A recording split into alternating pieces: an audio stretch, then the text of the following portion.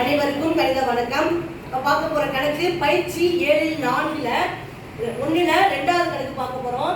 Bhaskar 1.5 dozen முட்டைகளை ரூபாய் 81க்கு வாங்குவது அல்லது அருணா 15 முட்டைகளை ரூபாய் 64.50 வாங்குவது எது சிறந்தது அப்படின்னு சொல்லி கண்டுபிடிக்க கொடுத்துருக்காங்க. இப்போ முதல் கணக்கு என்ன பண்ண போறோம்? முட்டையின் எழுதுங்க 1.5 டஜன். பொருளின் மொத்த விலை எவ்வளவு? ரூபாய் 81. இப்போ பாத்தீங்கன்னா 1.5 டஜன்.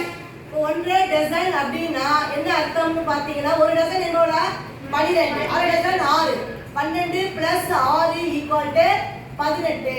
அப்ப ஒரு பொருளின் விலை அப்ப என்ன பண்றோம்? 81 18ஆல வகுக்கிறோம்.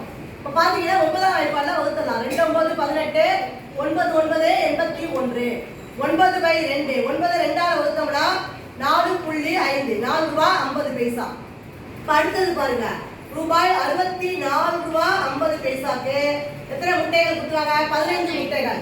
அப்ப ஒரு முட்டையினுடைய விலை 64.50 என்ன பண்ண போறோம்? 15ஆல வகுக்கிறோம். 1 15 15. இங்க பாத்தீங்கன்னா 4 15 60, மீதி 4 புள்ளி வச்சுக்கிறோம். 45 3 15 45 0. அப்ப எவ்வளவு வருது? 4.30 வருது. அப்ப எது சிறந்ததுன்னு பாத்தீங்கன்னா 15 முட்டைகளை therefore 15 முட்டைகளை